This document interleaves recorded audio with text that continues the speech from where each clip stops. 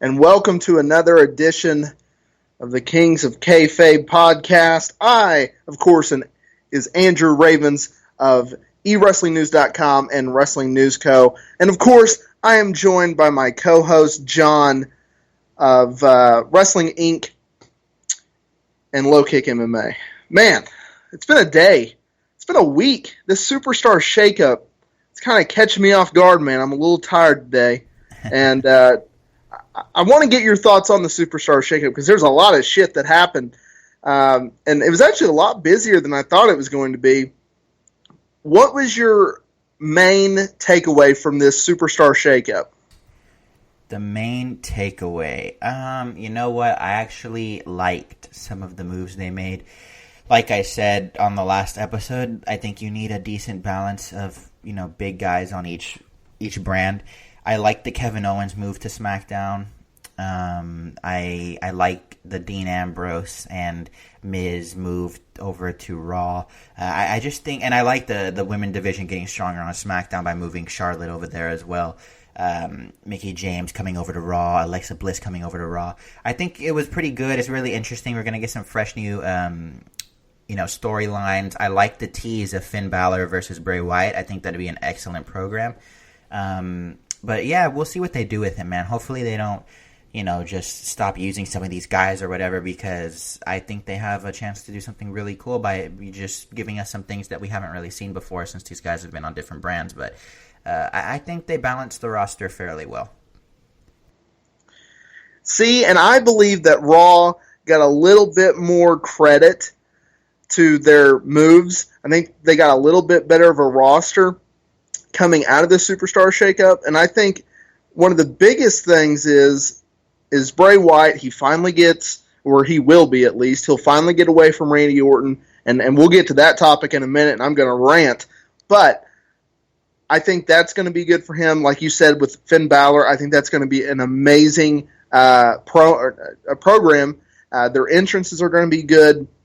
I'm very interested, not necessarily in her, but just to see what WWE does with her, and that is, of course, Lana. If you noticed on SmackDown when they aired that vignette for her, she did her NXT character. Now, granted, she's never appeared on NXT TV as this character, and she kind of worked as it on the main roster, but she's almost like a, John, correct me if I'm wrong here, almost like a dancer type.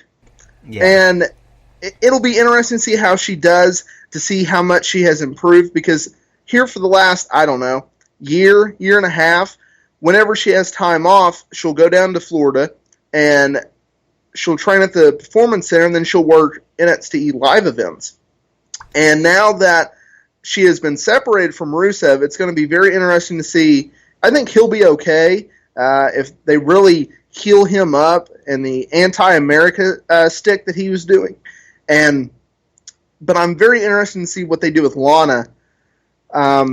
The New Day, I'm glad that they're on SmackDown. They were literally drowning on Raw once they lost the tag team titles. They had nothing to do. For God's sakes, they were the host of WrestleMania 33 now. I think they're very talented. We'll get to Kofi in a little bit.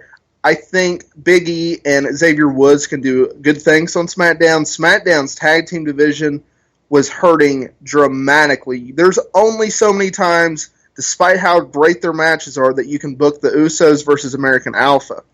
I would have liked to seen American Alpha go to Raw, and the only reason is just going back to my point that I just made.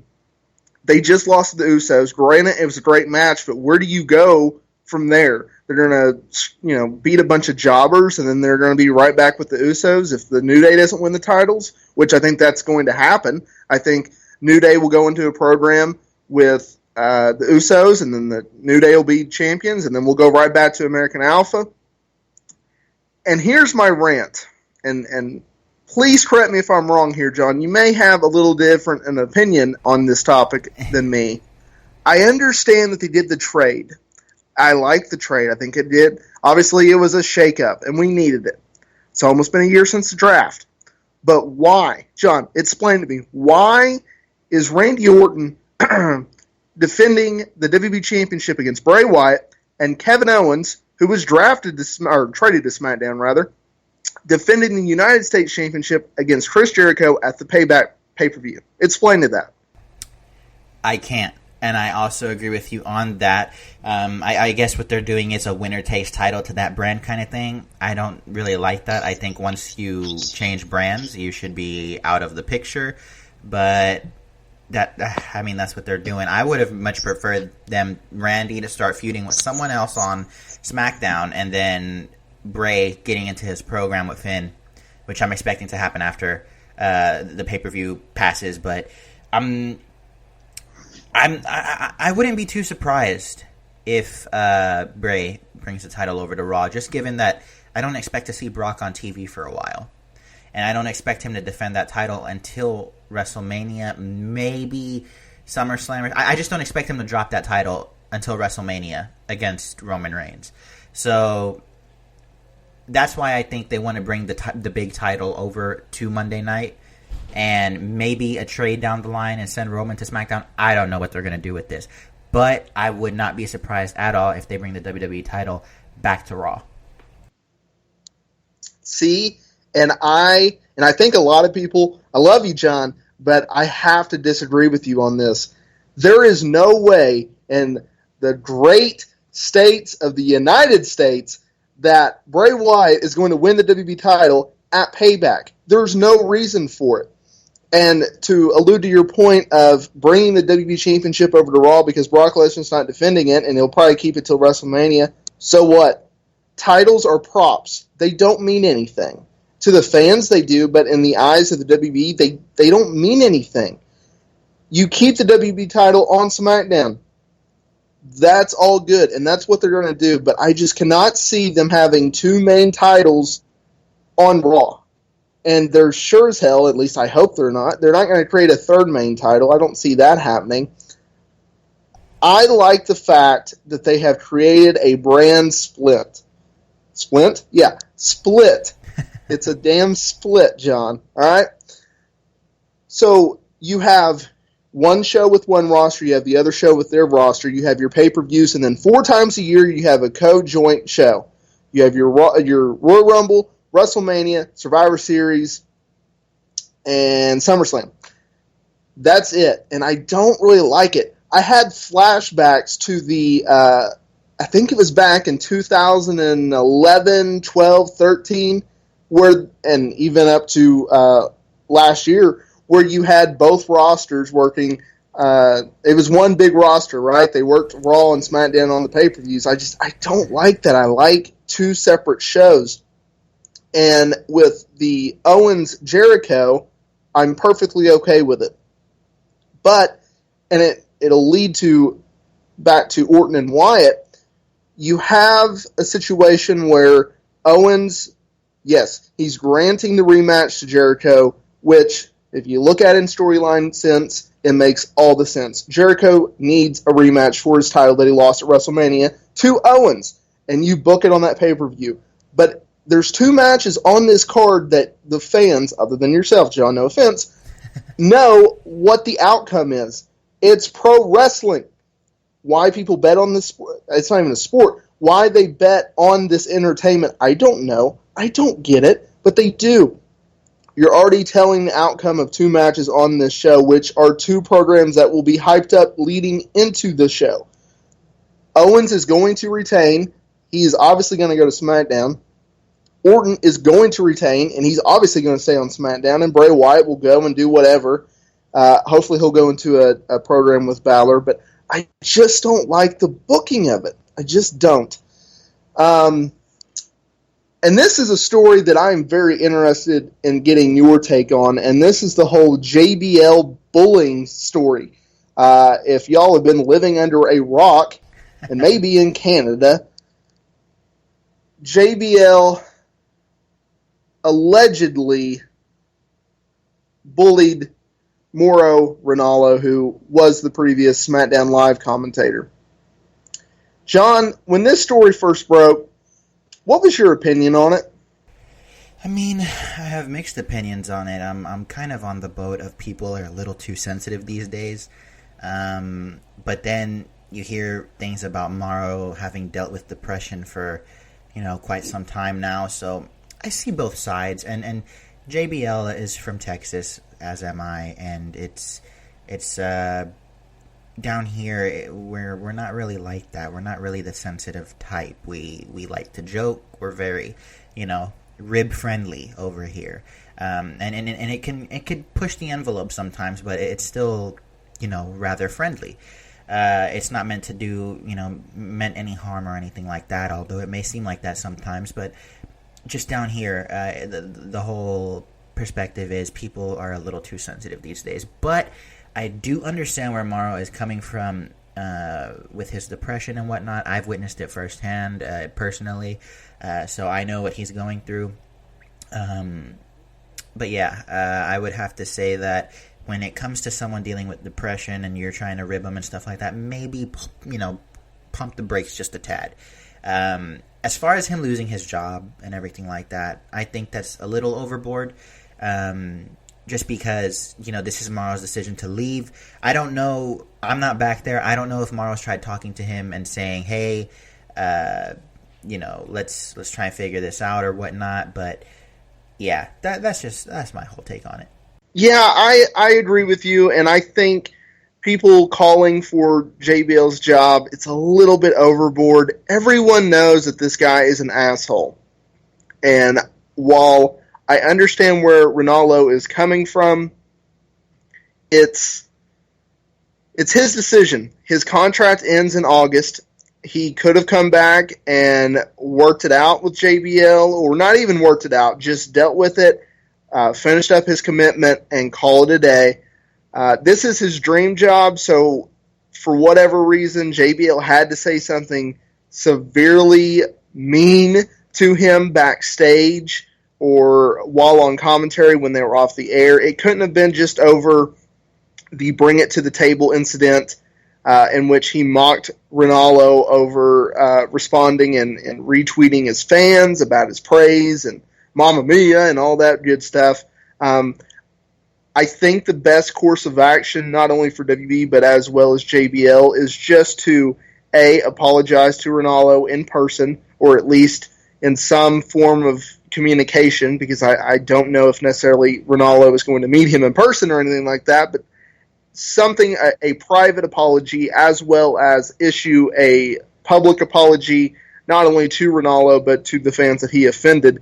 And I think that he's going at this the completely wrong direction in terms of blocking people that not only talk about Ronaldo or use the hashtag FireJBL, but it's very, very obvious that he has pissed off a lot of people. I mean, if you look at the SmackDown incident this past week in Boston, you had Fire Bradshaw chants. You had We Want Ronaldo chants. And then the famous guy, if y'all kept up with your headlines, of this guy made a sign and he walked up behind JBL and he got ejected from the arena by local security, and it was just a bad ordeal. But just issue an apology and let's move forward, because this story is picking up steam, and I think those who have their heads in the sand and think that this story is going to go away, I just don't think it is. With WB being not only a publicly traded company, a PG-rated company, their association with Be a Star, that campaign against anti-bullying and all that good stuff, and with all these news outlets, Sports Illustrated, New York Post, and the list goes on, it seems like the longer this story goes on, the more days that it pass, the bigger the story grows. So that's my 2 cents on that. And this story actually caught me off guard. It broke on Tuesday night, and that involves one Finn Balor. And he suffered a concussion on Raw during his singles match with Jinder Mahal. And I don't know about you, John, but I think that he suffered the concussion when Mahal hit him with that devastating forearm shot that dropped him like he got shot in the forehead by a sniper. And this is my main point, and I think a lot of people should really ask this, and I'm speaking for you on this sense. We are both big Balor fans. I think he's extremely talented, not only on the microphone, but in the ring. He's one of the best wrestlers that company has. But I think at some point, look, I understand that injuries happens in this line of work, It's a physical, demanding job. But is Finn Balor injury prone, John? No, I don't think he's injury prone. I think both instances where he was injured was just basically at fault of the other person. Seth Rollins has a bit of a history with, injuring guys and whatnot. And I don't want to put all that on him. It's a dangerous business, and everyone knows what they're signing up for when they get in there. So I don't want to put that all on Seth, but those are two young guys who like to do these high-risk maneuvers and put on great matches, and, you're going to have some injuries when you do that kind of stuff. So I don't want to put all that on Seth, but Jinder Mahal is a massive man. He has veins on his veins, and maybe that was a little bit on Finn for not, because it looked a tad like Jinder was pulling back the elbow just a little bit. But he did deliver it with some force. It clashed pretty hard. I thought I was watching the UFC for a second. And he went out. I think he went out for a split second. He was knocked out, and definitely a concussion right there. But I don't think he's injury prone. And like you said, I love Finn Balor. I'm a huge Finn Balor fan. I think he's actually the future. I think he's going to be a top guy going forward. Him and Roman Reigns are probably going to be running the ship in a couple years. But yeah, I'm really high on Finn. I don't think he's injury prone. No, I think this is just two back-to-back unfortunate incidents that happened, and I think people jumped the gun a little bit when this story came out because it's a concussion. He's not going to be out for months. It's going to be a couple weeks max. Maybe keep him, on TV on a non-contact role, just on the microphone kind of thing. But yeah, I don't think he's injury prone. I think he's going to be fine going forward unless something terrible happens. But I think he's going to be fine. Yeah, I don't think he's injury prone either. I agree with you in your statements of where he was injured while in WB. It really wasn't his fault. Going back to the Seth Rollins incident at SummerSlam last year with his shoulder, and then fucking Jinder Mahal. I would love to hear someone explain to me why they brought this guy back out of all people. He wasn't anything special when he was his first run in the company. He's not anything special this time. And to allude to your point of veins upon veins, this guy is either pumping some serious iron or he is juicing. But my only concern is, what does Vince McMahon think of Finn Balor at this point? They gave him a huge push when he first was on the main roster. When he first got called up, he was the Universal Champion. He got injured. And Vince McMahon has, and you can't really fault him for believing this and going with this, but if he believes someone is injury prone, therefore their push is lessened and their value is decreased. And I just hope that is not something that happens to Balor because he is so talented. But I will say this, with Triple H being such a big fan of this guy, I think that helps him in that category in dealing with Vince McMahon and all the suits and ties and all that good stuff. Speaking of injuries and kind of keeping with it, Kofi Kingston. Whoa. This one kind of came out of left field, and I believe this was just a nagging injury that kind of caught up to him because he hasn't worked in the past month or so, and at least in in-ring action. Big E tweeted out a photo last, I think, Friday or Saturday. Yeah, Friday. And that Friday, thank you, sir. And that sparked speculation about, what happened to Kofi. And then on Monday, WWE announced on WWE.com that he underwent surgery and he had, fragments or some shit in his ankle? Yeah, something like that. But he'll be out several weeks, they said, because you really can't put a timetable on that. I would assume maybe a month, maybe a month and a half. It shouldn't be that long. And with Xavier Woods getting better and better in the ring, I always thought that he was an underrated guy.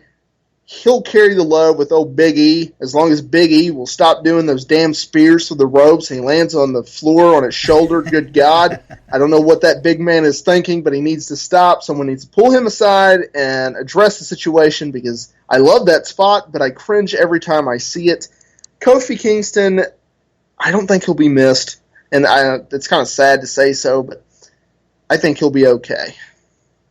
Yeah, and I think the biggest, I think I really do think that Xavier Woods is the core of the New Day because he really has just the gift of gab on the microphone. I really enjoy his work on the mic and in the ring. He's very solid in the ring as well, but I really enjoy him on the microphone. And Big E, he brings the even more of a comedic effect to them because of just that little dance he does when he puts his hands behind his head and swinging his hips and everything. He's in his zone. That always gets me going. So, Kofi as well. He has his moments, but I think he's more of just the in-ring presence to that group. I mean, Kofi can put on a really good match himself.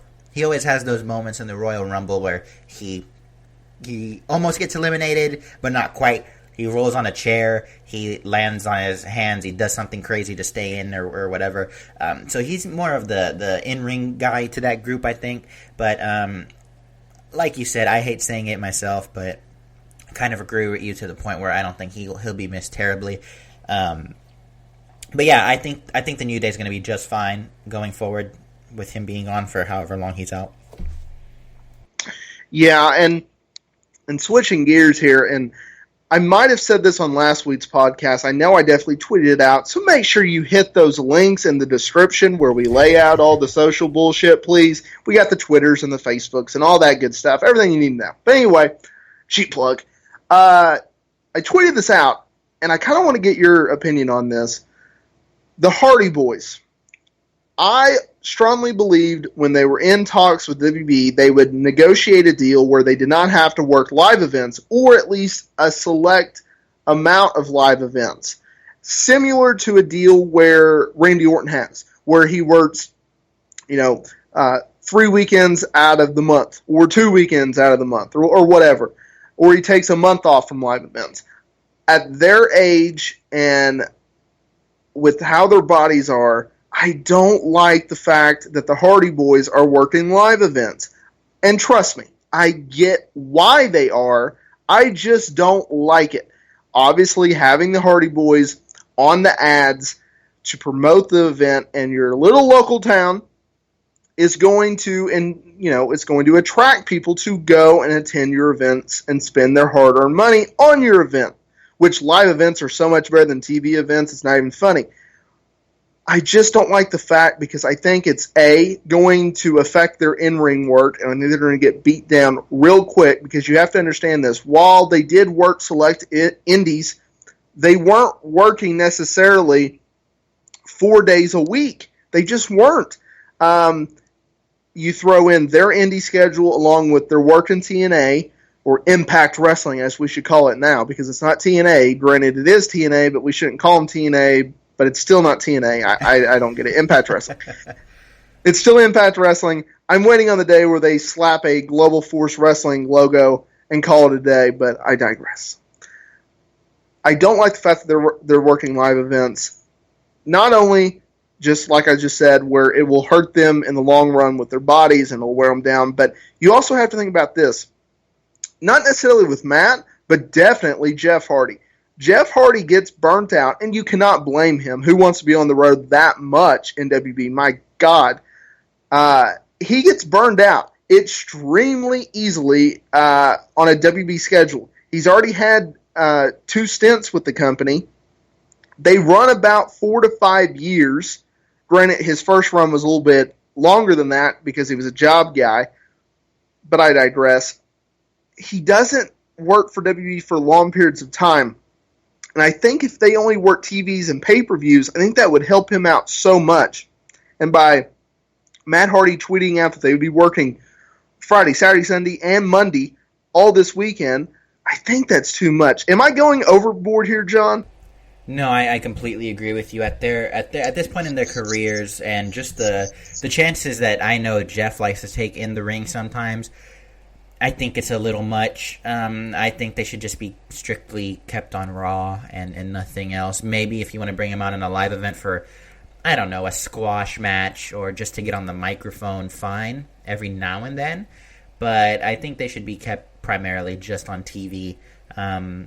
I don't want to see anything happen to them where one of them gets hurt and, that kind of ruins the whole dynamic of having them together and that huge draw. But individually, I'm sure that they do well on their own as well, but it's just so much bigger when you have them both. So, I would keep them strictly on TV, but I think it's a little too much of a workload for them at this point, especially Jeff, who, has had his fair share of problems in the past. You don't want him getting, overwhelmed or anything like that at this point. So I would tone it down a bit.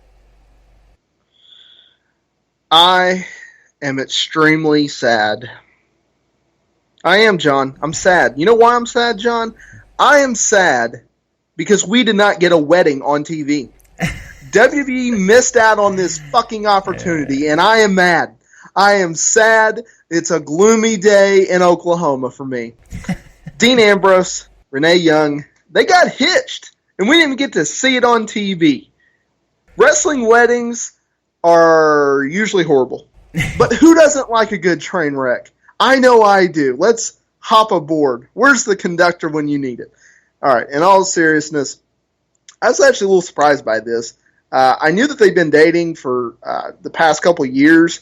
And, when you hit a certain, milestone in a relationship in terms of years, at least the women do, you expect, a marriage proposal.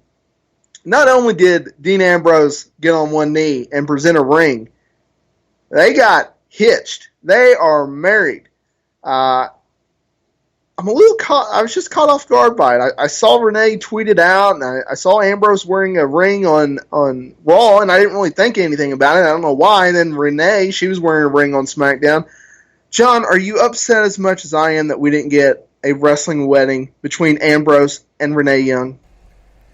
I just don't know who would have come out to interrupt. I mean, you could have had The Miz do something.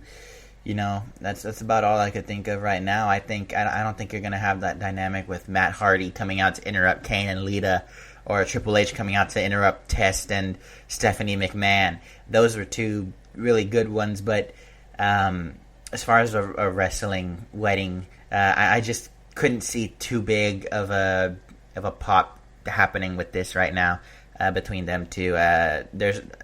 People are starting to slowly turn off from Dean Ambrose, and I'm one of those people. His gimmick's about run its course for me at this point. And Renee Young, she's very pretty and everything, but she doesn't spend too much time on actual TV. You mainly see her on the pre-shows and talking smack and Raw Talk and all this. So there may be a few people out there who are not 100% sure who she is exactly, but I don't think they should have done a wrestling wedding or anything like that. But as far as the marriage itself, yeah, I was taken aback by it. For one, I didn't even know they were dating that long. I knew they were dating, I just didn't know it was that long. And I was surprised that they weren't engaged for a while. I guess they just went right into it. But hey, more power to them. I mean, to each their own, I guess. But yeah, it did take me by surprise when I saw that tweet. John, as you were talking, my gears, they started moving. I have an idea. Actually, I have two ideas. And before I get to those, as a little teaser, I agree with you in the sense of you are a little bit drawn back from Dean Ambrose on TV now, and I don't necessarily know why. He puts on some kick-ass matches. If he'll cut down on the comedy a little bit and be a little bit more serious, because, he is insane. That is his character. And I get the comic relief. It kind of ties into that. But I don't know. Unless it's really good comedy, I don't want comedy in pro wrestling. But that's just my opinion. But here's to my point. They could have done a bar wedding. That would have been perfect.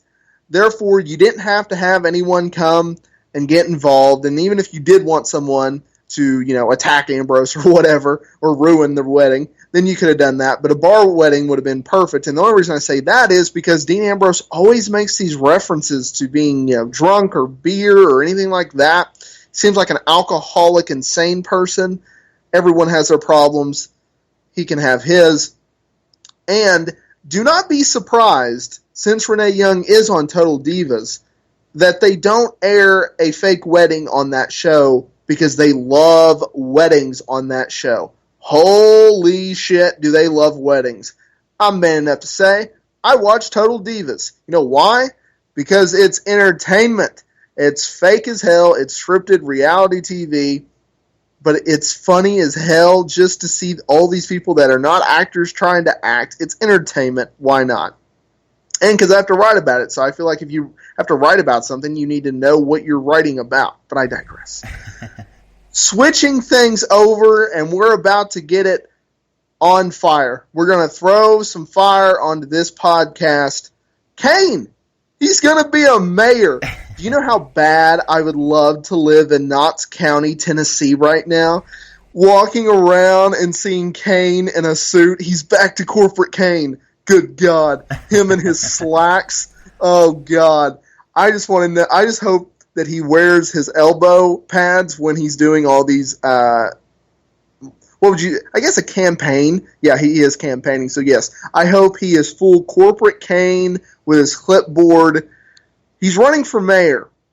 I love the fact that wrestlers do something with their lives and get into a new career once they get out of pro wrestling, because no doubt Kane is on the heels of his career, and he's had his insurance company that he runs with his wife, and you have to give his wife more credit than he in running it, just because he was on the road for so many years. I love his Facebook videos that he posts on his insurance company Facebook page. Like, he'll break down insurance. It's fantastic. I feel like I'm having a one-on-one with corporate Kane, and I know corporate Kane wasn't a big deal back in the day, but I absolutely love it because, come on, man, Kane's wearing slacks. Would you want Kane being your mayor? Hey, why not? The big red mayor. I mean, you wouldn't. No one would want to fuck with you if you had him as a mayor. That dude's huge. But no, yeah, he. I don't know how. I don't follow politics super closely. I'll watch the occasional newsroom every morning, something like that. But I'm not too invested in it. I don't know what his stance is on things or anything like that. So I don't know. I don't know what his whole deal is. I do know that he's been involved in politics for quite some time now, and it's something he's pretty passionate about. So, I wish him the best of luck. And if he does win, I'd love to see him chokeslam his opponent onto a table or something like that. That'd be awesome. but yeah, that was crazy to see that he was going to run for mayor. That was something, man. So I'm sure there are a ton of McCain fans over there that'll be voting for him. But and I'm sure that's probably the only reason they will be voting for him. But who knows? Who knows if he can pull it off or not? I think Rhino, who is also politically active, tried running this last election cycle, and I think he came up a bit short. I'm not 100% sure on that. I do think that he lost whatever he was running for. But so yeah, I guess there are some wrestlers out there that are interested in running for office, and the Big Red Machine is one of them, and he's looking to become the Big Red Mayor. Man, that should be another slogan for him, man. That is perfect. Yeah, I think Rhino, I could be wrong on this. I know it was in Dearborn, Michigan. He was either running for Congress or mayor. I think it was Congress. I could be wrong on this. Kane has always been someone who has talked about getting into politics. He really, really likes it. I think he'll do very good at it. He's very, very very smart, and he has a way of breaking things down. Like I said, I watch his insurance ad videos just for entertainment because he's very entertaining, and you learn shit about insurance. And I think as an adult, we all should be learning about insurance for some strange reason. You never know. But I think he'll do very, very well. And the upswing for him is all the expectations for him and his political career is compared to Jesse Ventura. He can do whatever he wants because it's going to beat Jesse Ventura when he was what was he for in Minnesota? I think he was Congress. He was governor. He was governor of Minnesota. Oh, good God. Whoever let that crazy... I respect what he's done for pro wrestling, but I think he is a lunatic. I don't agree with a lot of what he says, and I think he has turned into a reality star. But I digress. All right, y'all. I got to get out of here. I'm going to go eat some chocolate cake or something like that. That is it for this week's podcast. Thank you, John, for, of course, co-hosting and making this show suitable to listen to. And click all them links in the description below. Thank you for the support, and we will talk to each other next week so y'all can hear. Take care. All right, see you.